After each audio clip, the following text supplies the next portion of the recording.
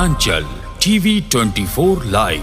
ताजदार आलम के पक्ष में संकल्प पत्र का हुआ विमोचन। कपाली नगर परिषद के भाजपा समर्पित प्रत्याशी ताजदार आलम के बाबागुड़ी स्थित कार्यालय परिसर में गुरुवार को ताजदार आलम के संकल्प पत्र का विमोचन भाजपा के प्रदेश प्रवक्ता राफिया नाज व पूर्व जिला अध्यक्ष विजय महतो ने संयुक्त रूप से किया। इस दौरान राफिया नाज ने कहा कि झारखंड से हर साल भारी संख्या में बच्चे लापता हो रहे हैं, लेकिन सरकार हाथ पे हाथ धरे बैठी है।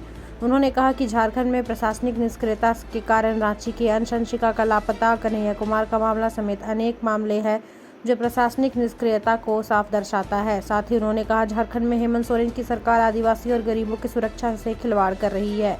कोडरमा के 10 बिरहौर बच्चे का लापता होना आदिवासी हितों की बात करने वाली सरकार के मुंह पर तमाचा है। चाईबासा की सरकारी अस्पताल में 5 बच्चों को HIV संक्रमित खून चढ़ा दिया गया।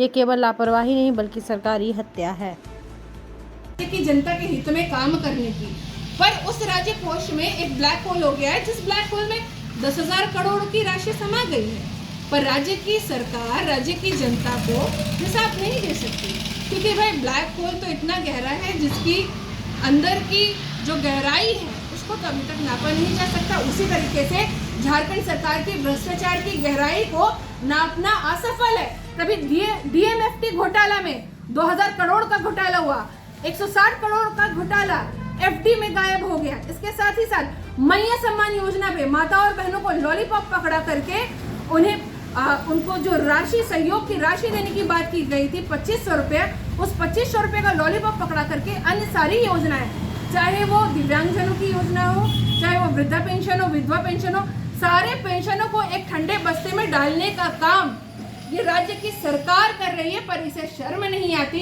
इस चीज का डंका पीटने में कि हम एक तरफ मैया सम्मान योजना का लॉलीपॉप करके दे रहे हैं, दूसरी तरफ लिस्टिंग और डीलिस्टिंग का खेल कर रहे हैं। पहले जो माता और बहनें झारखंड सरकार की नजर में लिस्टेड थी उन्हें डीलिस्टेड कर दिया गया। उनके लिस्ट से अब माता और बहनें ऋणी बन करके दर दर जो भटक रही है, तो इसकी जिम्मेदार सिर्फ और सिर्फ झारखंड की सरकार है। इसके साथ ही साथ 2500 रुपये तो दे दिए, पर अनाज में जो 4082 करोड़ का जो घोटाला होता है, उस घोटाले का क्या? माननीय मुख्यमंत्री जी, जो 15 जिले में हर महीने 4082 करोड़ अनाज की जो चोरी होती है, उस चोरी का जिम्मेदार कौन?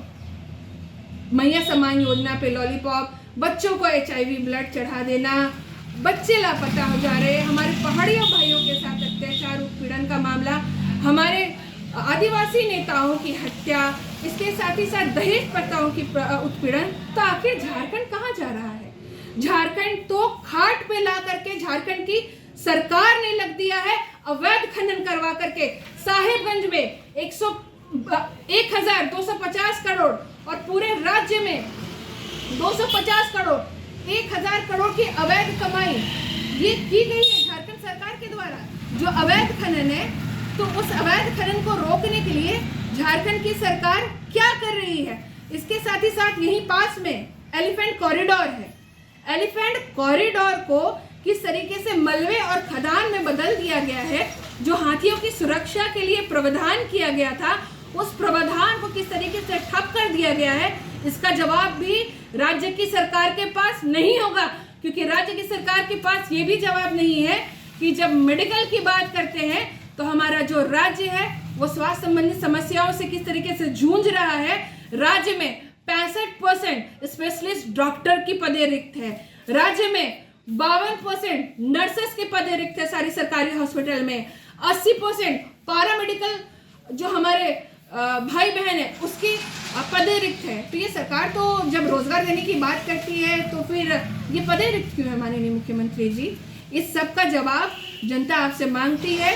या झारखंड की सुरक्षा, झारखंड की रक्षा, झारखंड के बच्चे शिक्षा और झारखंड के युवा नौकरी, झारखंड की महिला अपने आत्मसम्मान की रक्षा आपसे चाहती है, और इसका जवाब आपको देना पड़ेगा।